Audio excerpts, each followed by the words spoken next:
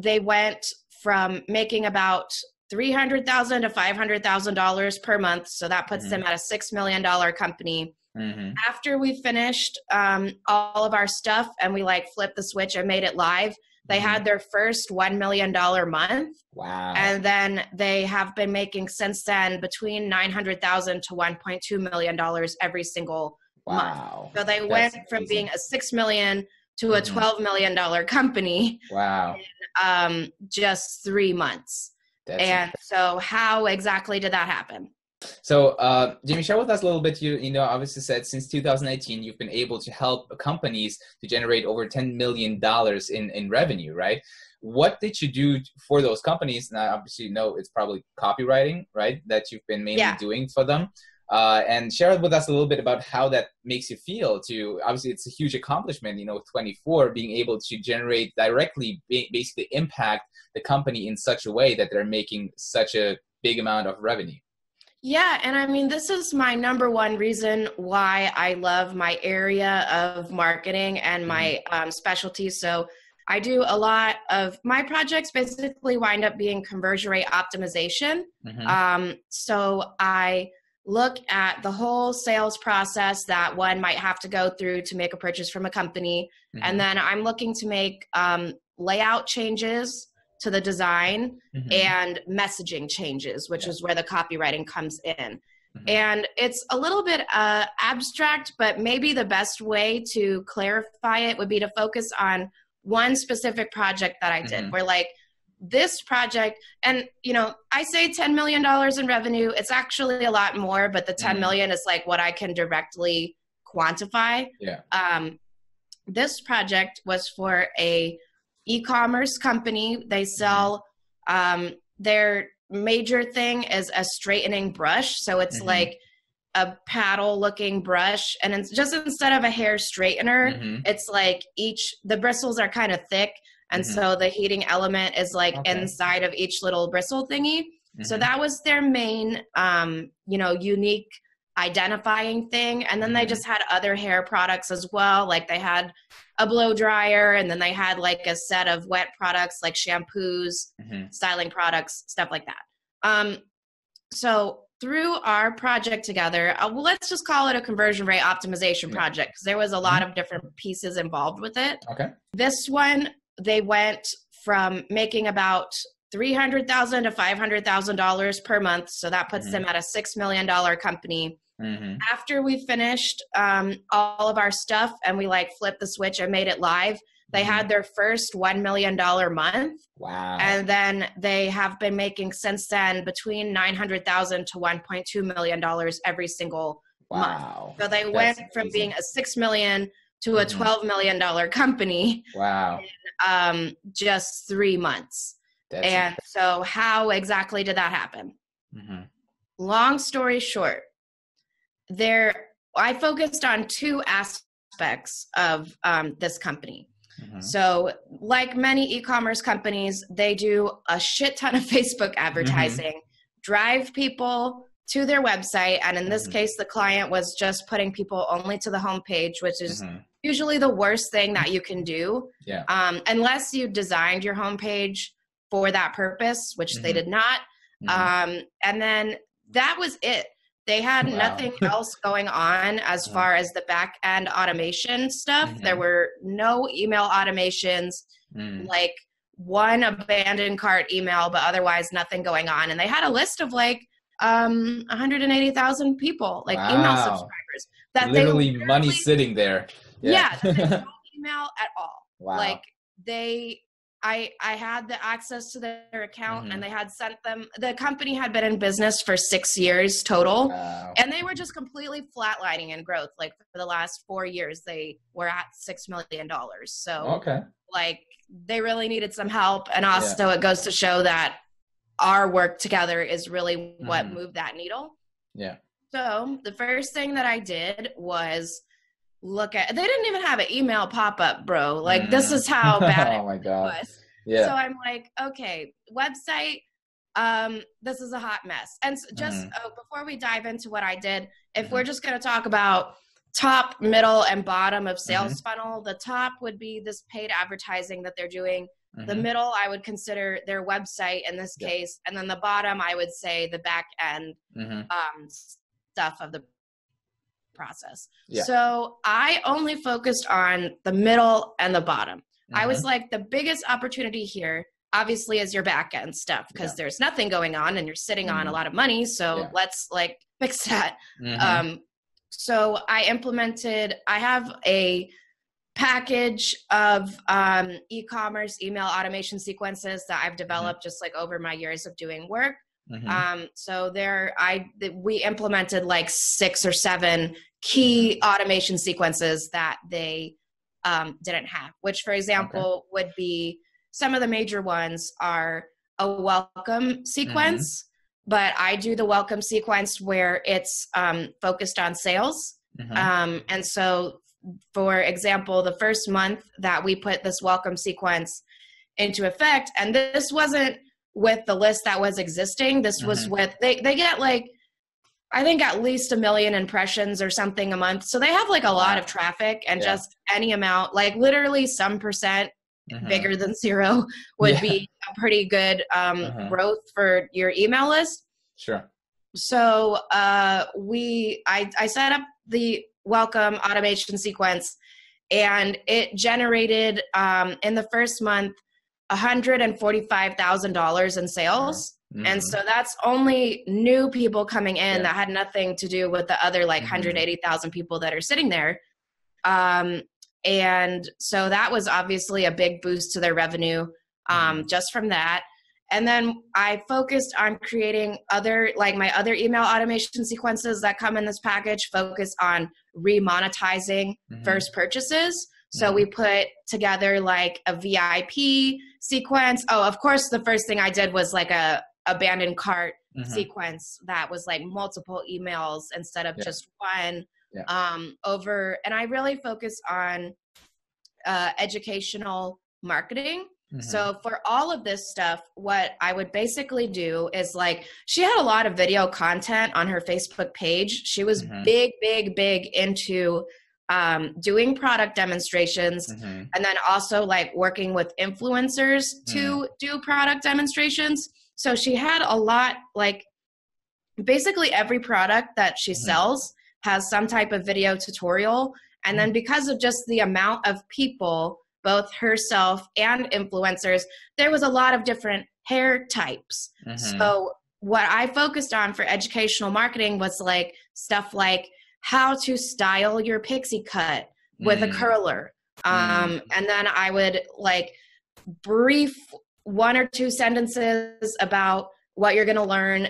The image that I would take from Facebook, like I would take a screenshot and then superimpose, like in Canva, put a little play button on it and then link that out. And then underneath of it, it would be like a little more info about what the product was that was in the video itself. And so the one big change that I made was that, like I said in the beginning, they were mostly just sending people only to their homepage. So I changed our strategy from doing that to sending people directly to the products that we're actually fucking talking about, because believe it or not, like my philosophy is really simple. I just like to make buying things as easy as possible. So I'm not going to have someone go to the homepage and search for this stuff and look at things and have to figure out, oh, is this the thing that I was looking at? Like, no, I will just link you directly to the product that you want. I don't know why. Well, I do know why. The reason why is that business owners, whatever your skill is, that's your area of expertise. And like this lady, she's a professional hairdresser. So the reason why she has, people love her products. She basically built this company on no marketing know-how and only on the fact of like how awesome her products were and the fact that people liked her personally and that she did a lot of influencer marketing. But as far as like knowing how to build any common marketing systems in the middle or the bottom, like she didn't have any of that knowledge or any of that set up. So I know that the reason why people do this, like driving people right to your homepage, is because marketing is just a completely separate area of expertise. Exactly. Like, I'm not a professional hairdresser. Yeah. So I wouldn't expect a professional hairdresser to be good at what I do either. So that's why. But I am honestly just like gobsmacked at how many people, like, this is not my first business that I've come across with hundreds of thousands of people on the email list with no automations going on. Like, I want to say I don't know how, but I do know how, and I do know why, because it's just not their area of expertise. But yeah, so because of that, I would recommend anybody who's like, oh, educational marketing, you want to learn more about that, Google a guy called David Ogilvy, Ogilvy. And I actually, like, funny that we're talking about this, because I have his book. If I can just grab it, I have a stack of books next to me. I actually have his book right here. Ogilvy. So this Ogilvy on advertising, for you guys looking at it on YouTube, you can see what it looks like. And for you guys who are listening, Robert, I'm sure we'll hook you up with like an Amazon link or something to this. But he has many books, and you can if you just Google him, you can find lots of like free stuff of him on YouTube talking. He's unfortunately passed away now, but you can find lots of lectures and stuff that he did. But Ogilvy on advertising, I would say, is a great book to start with. And his whole philosophy is like, don't treat customers, like, don't talk down to people. A lot of business owners, or honestly even marketers, and sorry guys, like male marketers really do this especially, talk down to people in the marketing. And he says, don't think about it like that. Instead, educate them. Imagine that you guys are sitting on the same side of the table, not the opposite sides of the table. You're not trying to convince them to do something that they don't want to do. You're both working together to help them get the result that they want. And then you can, like, you know, maybe I think that my example was selling basically hairbrushes and shampoo. Like, if I can educate people about that, you know, you can educate people about anything. But maybe you're like, still, you know, well, Jamie, Robert, like, I don't really know. I sell t-shirts. Like, how am I going to educate people about that? Or like, you know, I don't really know how I would be able to do that in my profession. He has educational stuff in here for beer, for Guinness beer. So if he can do educational marketing for beer, you could do educational marketing for t-shirts. I could do educational marketing for shampoo. So you can do educational marketing for whatever you're selling. But yeah, so that, like, across all of these systems, on the back end, that was my biggest focus, was taking this educational approach, trying to show people just like, you know, like, if you have curly hair, how can you straighten it? How do you style a pixie cut? Like, how do you style a medium bob, you know, with the curling iron, with the straightening brush, with a blow dryer, like, so all of that type of stuff. I just tried to match questions that people might have to the products that we sell. And then luckily she already had this big back, because the thing was that, like, so this strategy that she had obviously helped her to a certain extent, like $6 million in revenue, not very profitable, but $6 million in revenue is still a very impressive business. But she didn't, like, these things were not really being reused. So it was like they just kind of went once, and otherwise they're just sitting there. And on they were pretty much all on Facebook. And we didn't do anything with SEO for her stuff, but a way that it could maybe not be just living there with nothing happening would have been if she took them and, like, embedded them into blog posts and maybe wrote out some stuff. But since they were on Facebook, Facebook is not very search engine friendly. So they were effectively just, they happened once and then sitting there, like, chilling, doing nothing. But luckily she had this big backlog. So in my case, I was able to look at what the most popular, because, like, I was able to see, well, what are the most popular videos that she did and that her homies did. And then just, like, okay, well, like this chick has a pixie cut and it's one of the top 5 videos. So I guess a lot of people want to know, how do you style a pixie cut? Like, so that wound up working because I was working like with an established business. But if you're like just starting, then how you could use the strategy is that if you're selling products, like you can do like product demos of them. And then you can utilize the product demos that you made into building a back-end automation system where like you're answering people's most common questions with seeing how it works for them. And then in the case of apparel, because I know that a lot of people find that very challenging, I would look, there's like 2 ways that you could kind of go about it. And like, you know, is it harder to educate about a t-shirt? Yes, it is harder to educate about a t-shirt versus shampoo, because at least you can be like, here's how it works. And like, here's why other stuff sucks and this one doesn't.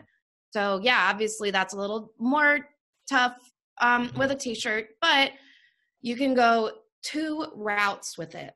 The one route is storytelling. So building stories or just sharing with people why or how, like, how did this design come to be? How did you wind up starting your business? And in the welcome series that I did for this lady, for her shampoo and straightening brush thing, I did in the welcome series, the first one is just like, welcome to, like, she calls her audience Candy Girls. So it's like, you know, welcome Candy Girl, here's your discount. And then it was 3 best-selling products. Then after that, I did a 2-part story about how she started her business, where like the first one has a cliffhanger and then the second one markets products to them. And then I think the next 3 or 4 that I did were some of these like ones that we just talked about with like a product demo and stuff like that.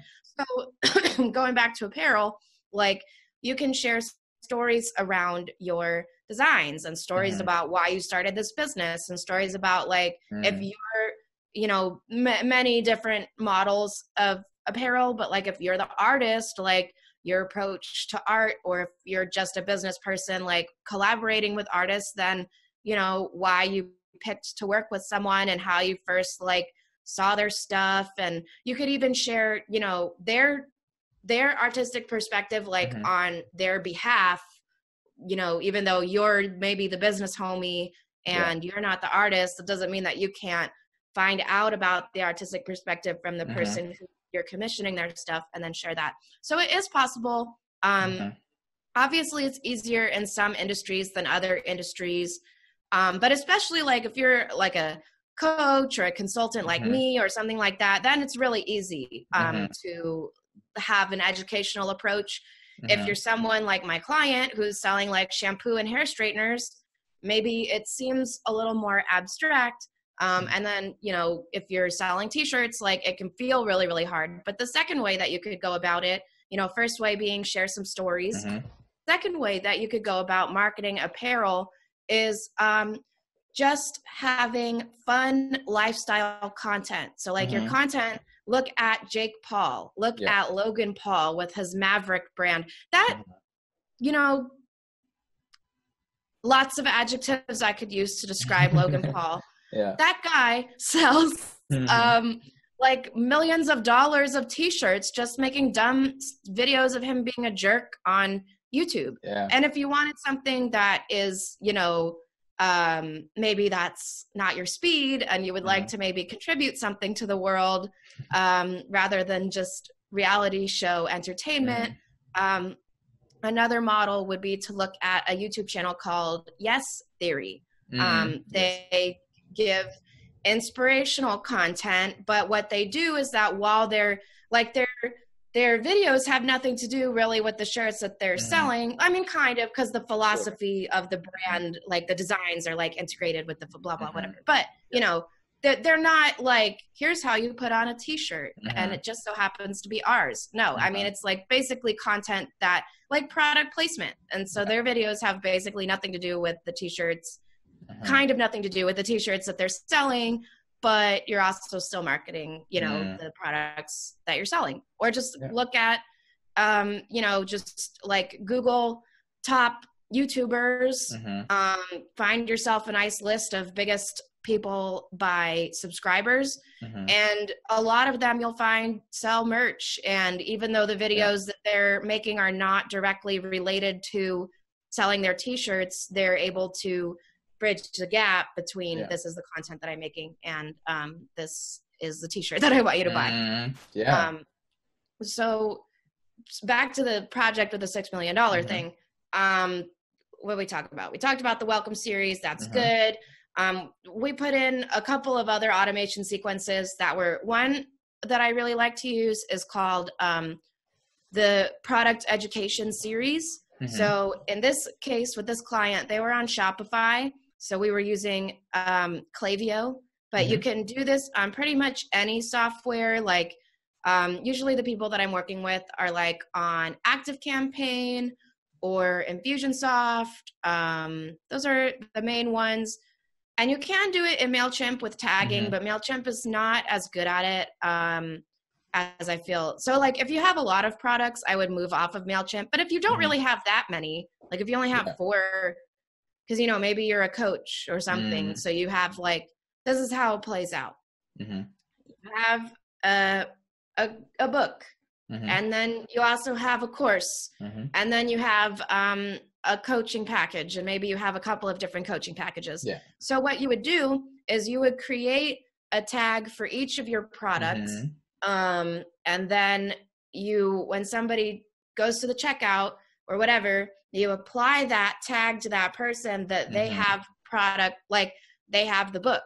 And then you set your sequences to trigger, well, like, okay, she has the book, but not the course. So now this is going to fire that, like this sequence is going to go off giving you some education stuff about one of your other products. So in this case, what we did was, because again, she's selling like, they're called appliances, but they're not like washer and dryer. They're like straightener, hair straightener, blow dryer, stuff like that. So we created, and you know, she doesn't have a lot of products. Like some stores have hundreds of products in e-commerce. I'd call it like a medium store. We had probably like 20 or 30 products across like 3 major product lines. 4, we had accessories too. So it's not like a billion products, but it's also not like if you're a coach and you only have 4 or 5 main products. So it's still a lot of stuff. But what I did was that for each product, we create a tag for it. And then each product has like a series of emails that are like between 1 and 5 emails only focused on selling that product. So it would, if you bought the straightening brush, but you don't have the hair dryer, which you're definitely in need of, obviously you totally need that. Short hair for everyone listening, doesn't need it. But yeah, so like if you had like the brush, but not the hair dryer, then you would start getting emails like how to blow out a pixie cut, how to straighten curly hair with only a hair dryer. So really like my whole approach is really, I would call like the keystone is this educational perspective. And if you can't educate by sharing something new, then stories or like whatever. But in most cases, you're able to educate people. So I really try to go with that route. And so I built out little sequences for each of the products. And then you're being dynamically tagged as you buy stuff. So that's how we're trying to remonetize initial buyers. Because like it's easier to sell something to somebody who's bought from you already. This is the whole psychology behind those tripwire offers. Like when you join a homie's email list and they're like, hey, you want to buy this book for $1? Yeah, Just exactly. because if you spend a little bit of money with someone, it's easier for them to get you to have, that second purchase, third, fourth, da-da-da-da-da. So that's was a big focus of what automations we were trying to build out. I say we, like it wasn't just me. I was trying to build out. In this case, I was working on the project only myself with their VP of sales, and then using their internal team resources. So like the structure that I work in really depends on the company. But a lot of the time I wind up only having minimal team members. So like there's me, I also have a junior marketer, and then I have a couple of other colleagues that I'll pull in like as needed. We kind of chatted about this before you guys like joined us. But in a lot of cases, it's usually just me, and I'm working with the company's internal resources, which I really enjoy because that means a high profit for me because I don't have to spend a lot of money on other people. But yeah, so in this case, we were working with some people that they had internally, but otherwise, like I designed all the systems. I'm like, we should do this dynamic tagging thing. And I wrote out all the sequences, and then luckily, thank God, somebody else implemented them for me because that would have taken like 4 hours of my time. But yeah, so that was a pretty big one. And then what else did we do? VIP sequences. So you want to basically people who buy a lot from you and frequently, or like actually the most important is high dollar value. Just tell them thanks, you rock. Make them feel special. In our case, like you can do fun things, like you can give them swag and stuff like that. But in our case, all we did was just offer them a discount code. Like, you rock, you're killing it buying a lot of our shit. So here's 25% some more. off. Yeah, here's 25% off because you're awesome. And just anything to make people feel exclusive and like, I'm super cool. Like I'm the VIP type of thing. So we gave discount codes, but you could give swag, you could give free products as like, if you have digital products, like you could give a free product or whatever. You can let people know, like as part of the welcome sequence, we built in a couple of different messages. Like in this case, the store had like a loyalty points program thing that like when you buy stuff, you're earning points and blah, blah discounts. So we like both asked people to sign up and like let them know about how it works as part of the welcome sequence. Or if you have some type of VIP status, like you can let people know how they can attain that status.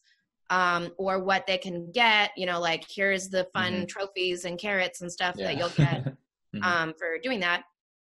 So this back end work was a lot of like what drove the results. And I mean, to be honest, I'm the type of person that like, I call myself a solution agnostic consultant. So I'm not like a Facebook specialist or a Pinterest specialist. So like, I'm not going to go and tell people like, hey, you need to be on Pinterest or you need to be on Facebook. Like I'm more focused on like what's working for you right now. How can we do that better? And also just like, what are you spending a lot of money on? Cause like in this case, they were spending a lot of money on Facebook ads. They were spending, and I mean, they still are, but at this case, they were spending $300,000 per month on Facebook ads. Which is why I say that it was not very profitable because for $6 million, you're basically spending it all out, breaking even, or only making a little bit more on top. But she also had a lot of employees because she had like a warehouse. I don't know why they have it in-house instead of using a fulfillment center, but that's a whole separate thing, I guess. But so in this case, I'm like, well, you're spending a lot of money on Facebook ads, and you're just driving them to the homepage, and also just the whole website is a hot mess. It's confusing, it's ugly, and also it's really aggressive. Like you would get onto these, like if you got on to the actual product page, it looked super whack. It was really ugly looking, and it makes you like not trust them. But then right above the buy button in bright red text, it was like, please allow for like whatever weeks, like ample shipping time for this amazing product because like, you know, people, it's so popular and like we can't keep up with demand. And like I'm saying it like that because it was partly in capital letters and part like, so it's like you're asking people to buy and you're yelling at them that like, like you're yelling at them in red text that you don't really know when they're going to get the product. And I'm like, oh my God, like, why does anybody buy from this website? Because I wouldn't. And it's just like, you know, okay, that stuff needs to not be client facing. It needs to go onto like a terms and shipping policy page. So it's just like, I don't know how else to explain it. Like this website looked whack. Okay. It was really ugly, really strange looking. The one collection picture, for example, and if you're not familiar with e-commerce website, they're usually structured by homepage. You would have a collection page. So like if you're selling clothes, you would have like t-shirts and hats and women's and men and like stuff like that. Or in this case, we had like appliances, which is what they were calling it, client facing, wet line, dry line, accessories. And then the picture for the one of them, it was either the shampoos or the styling stuff, which also like, you know, you hear wet line. Do you know what that means? No. Absolutely not. It means shampoo. And like you hear dry line, like, do you know what that means? No. It means like stuff you use to style your hair, like mousse and hairspray and stuff. Okay. So, and appliances, like what the fuck is that? So like what I did was just like but like, so the stuff to style your hair was just like the products, I kid you not, like a bottle of hairspray and the mousse and whatever on a shag carpet bath mat, like just taken really close. Like if you take the picture really, really close, people won't know that it's a bath mat. Spoiler, they knew that it was a bath mat. Oh no. So like this really involved like creating this brand from the ground up. Like I, as part of our project, redid all of the product photography with like a professional photographer to not take pictures of stuff on bath mats. And we had like, we made composite images for, you know, new images for, and composite means that we Photoshop them.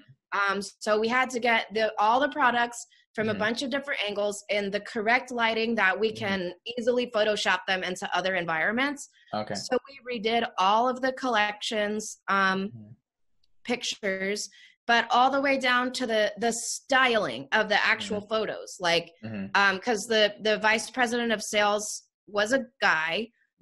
So they really valued my input as a lady as to like, what exactly should we be designing this, you know, to look like. So I'm like, you know, like we went from this stuff, and I wish I could send you some pictures if you want to put them in like the description or whatever, because you guys can, I documented this whole thing so you can see what it looks like. I'm just trying to be like NPR and like describe it for those of us playing along at home. And I mean, everyone watching on YouTube, I don't have any pictures right in front of me. I would love to show you, but you know, so like we went from putting stuff on a bath mat to like photoshopping the like I picked out a picture of a bathroom that looks like it could be in like a high-end spa or like a high-end hotel, and like photoshopping the bottles onto the counter and stuff like that. Or like one of them, it was just a plain marble shelf and then putting the products like into that environment. Or with the actual hairstyling things, what we did was that I had them Photoshop it, that the background was like a piece of marble and it had a little succulent on it. And then like we fanned out the stuff like a hair dryer and that. So this is what is really trendy. You know, like if you go into Target here in the US, or, you know, maybe like H&M. I mean, H&M doesn't sell decorative things, but like you go into a trendy store like that, what's in the women's section? Marble, rose gold, like, or even just gold lettering on things. Succulents are really hot right now. I don't know why.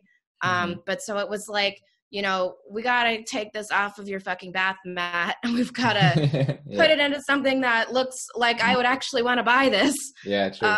And then like, so this is getting down to like when we talked about conversion rate optimization earlier,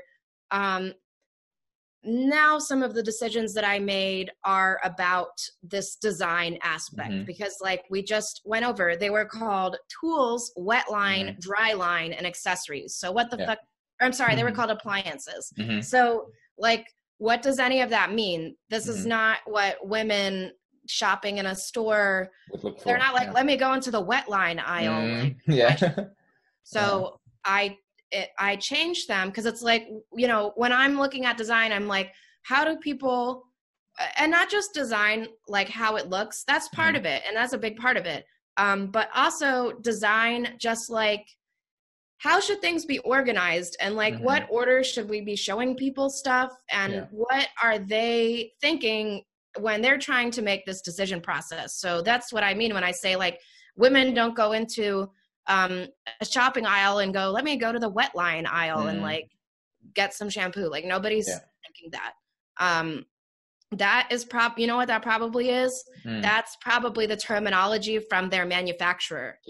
Which is not the, you know, that shouldn't be, and I keep going back to this word client facing. Like that can be between you and your manufacturer, but when you're putting it on the front, showing it to people who need to buy it, you need to pretty it up.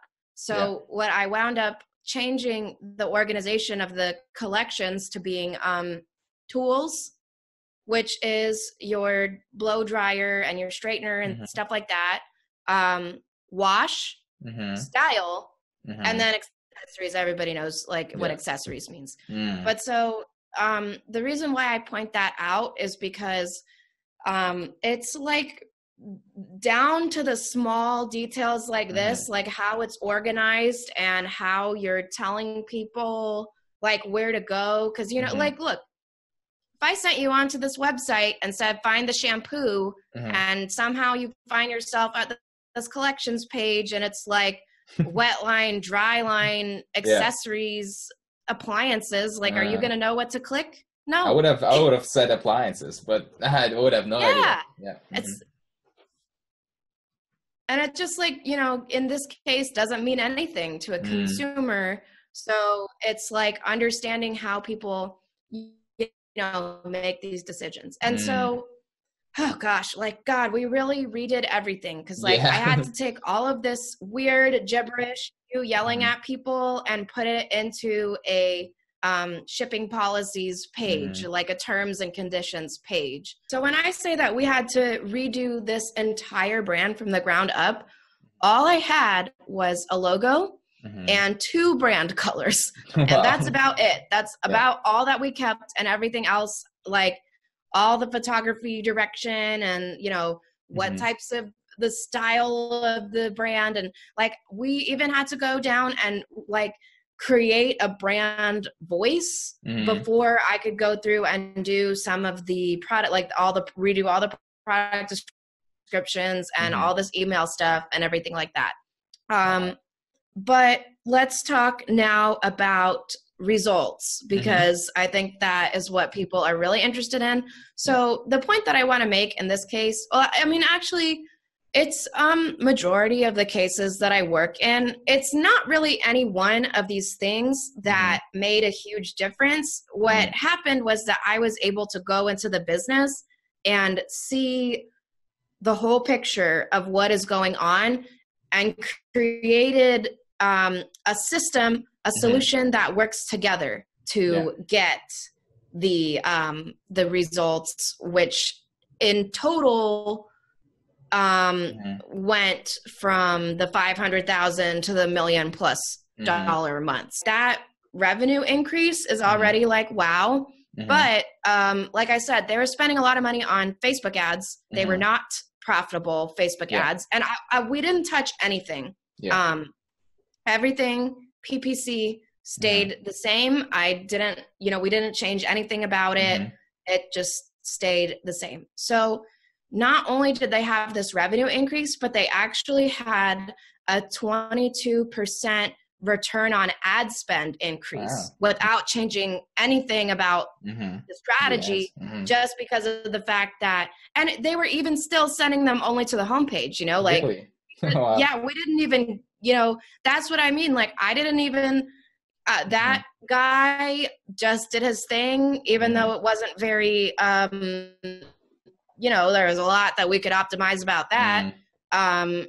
And just alone, the design changes, the messaging changes, everything on the back end, the whole thing also got a 22% return on ad spend just from that increase. Wow.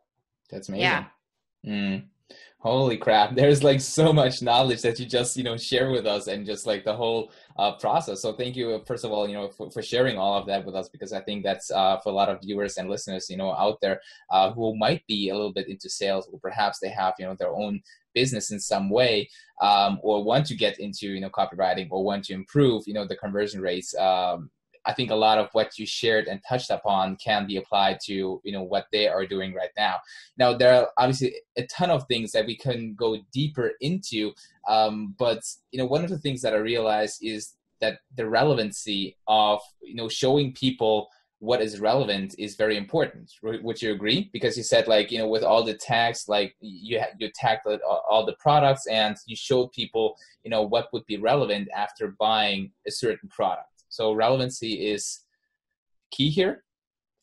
Yeah, I got just the last, sorry, it was like a little, I don't know, the internet decided that it's not going to cooperate with us.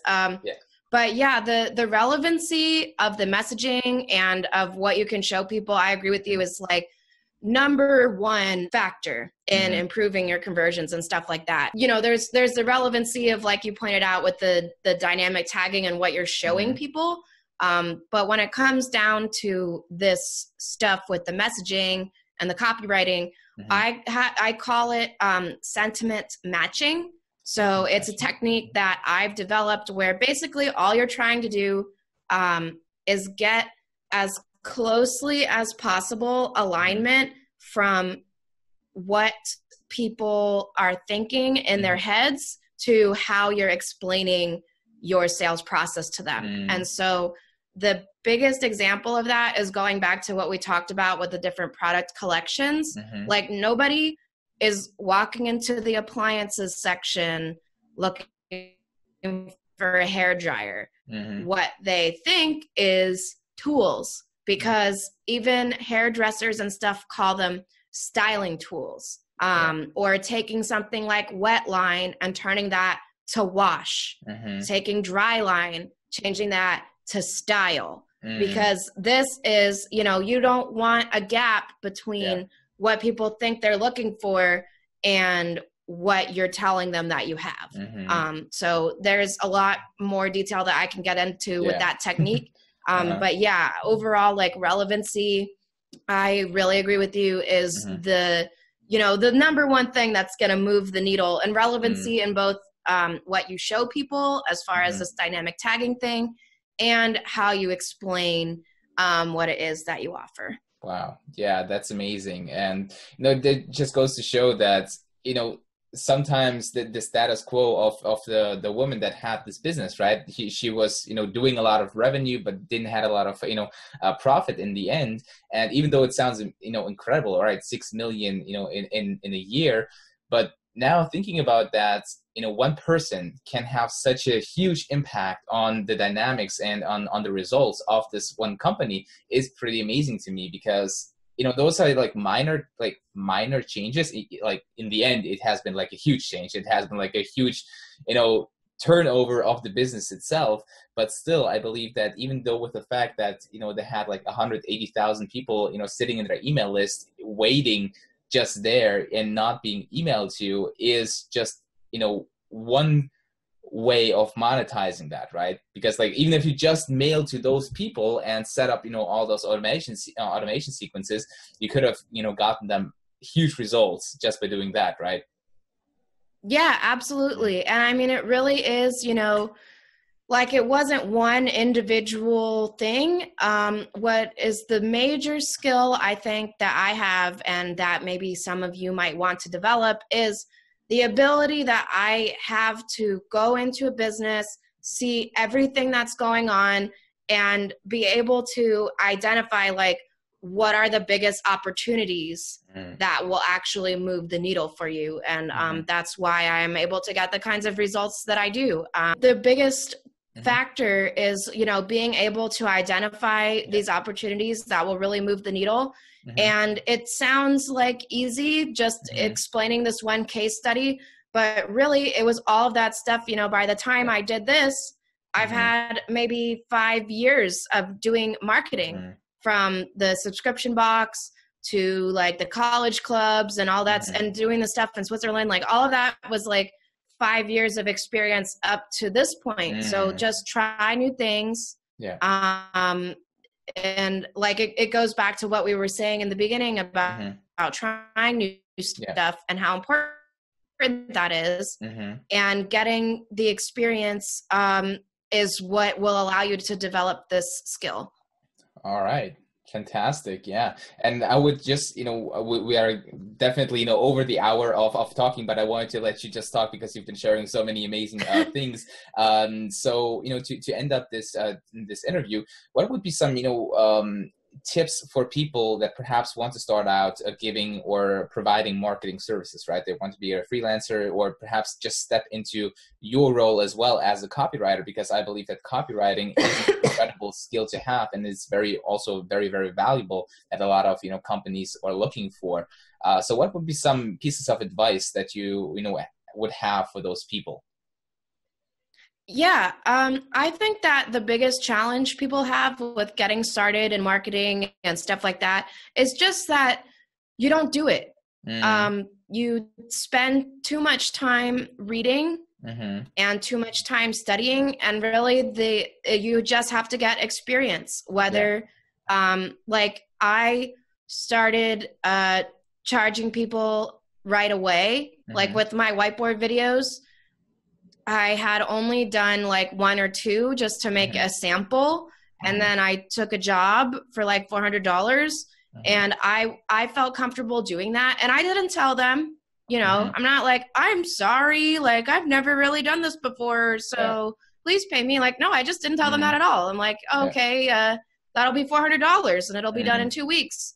And then I felt okay doing that because I know that I'm prepared to give a full refund.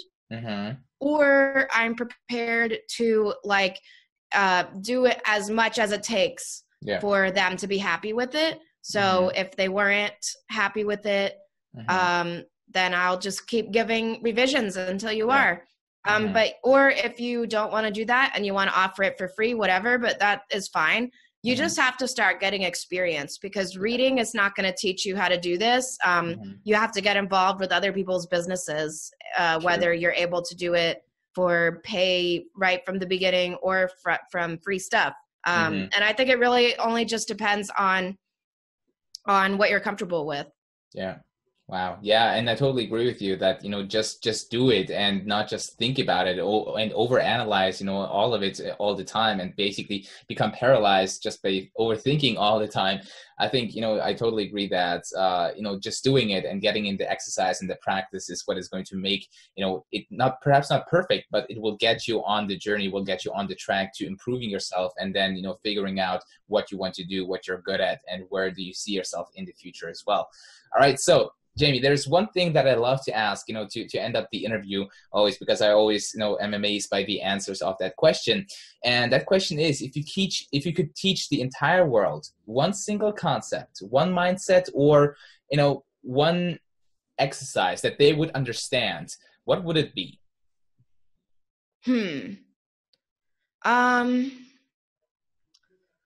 Want to think about it first. Sure. I would say usually this is called and abundance mindset, but just like believe that there's unlimited opportunities out there, because there are. Yeah. So if you know, like if you, so what it takes away is pressure. So if you're going on a call with a prospect and you're trying to make them a client, and if you're thinking to yourself, like, I really need this, I have to land this, that's going to give you a completely different like approach than if you're like, this is the first of many. This person is in business. There's like 500,000 business owners in America, and I'm only talking to one of them. And that's just in one country, you know, in the world, there's millions of people in business. So like that would be my biggest thing, is to just change the idea that like, oh, Robert got a client, so that means there's one less client for me. Like that type of stuff, I think is the biggest mindset shift that people can, make. And especially like a lot of people who are trying to get into business, especially like client services, feel really anxious about getting onto prospecting calls and stuff like that. And this mindset shift will help you like make more money and land more calls, because you're taking that pressure off of yourself. I love that. Yeah, I totally agree. You know, having not you know, like not working or doing stuff out of the scarcity mindset, as you said, of, you know, thinking that, you know, there is not enough business for everybody out there, but actually, you know, going at it from an abundance perspective is definitely a powerful thing to do and a very good mindset to have. So, Jamie, if people want to know more about yourself or learn from you as well, I know you sent me a funnel course which eats, you know, $997 funnel courses for breakfast. How can they find that? Yeah. So it's at my website, which is, I'm like, hopefully the internet will let me say the URL. I will leave it in the description as well. Yeah, it'll be in the description. It's at my website. My company's called The Doer Co. It's DOER space CO. So you can Google The Doer Co. and it will come up, but the website itself is the hyphen, which is the one that's like in the middle, not the underscore, which is at the bottom. So it's THE hyphen D like dog, OE like elephant, R CO.com. Oh, here we go. All right. .com /funnel course. I think that's what it's at. All right, perfect. I will definitely make sure to leave it in the description down below so people can find, you know, your free funnel course. It's completely for free, and, you know, it's supposed to be better than $997 funnel courses out there. So if you want to learn about what Jamie does and, you know, get this funnel course, check out the link in the description down below. So, Jamie, is there anything else you would love to add to the end of the interview? Otherwise, we would wrap it up right here. Yeah, I mean, I think we covered a lot. Just keep trying and try new things, I think, is the biggest lesson from here. And yeah, if you want to get in touch with me, my website is the best place to do it.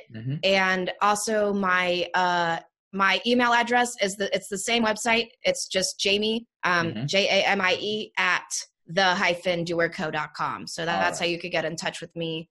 And I'm always available for questions.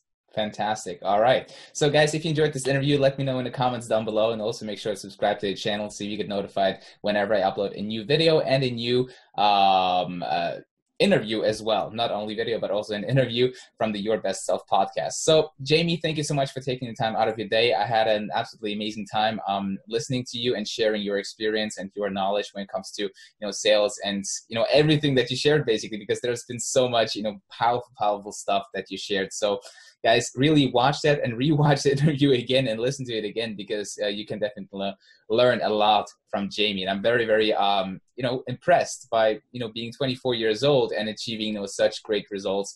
And just, you know, from what you can share, it's absolutely amazing that you can just, you know, talk so much and share so much from your experience. So thank you so much for that. And I hope you have a great day. Thank you so much for having me. And thank you, best selfers, for listening to this interview. I hope that you find it helpful. And Fantastic. Robert, can't wait to see you in the next video. Exactly. All right. Bye-bye.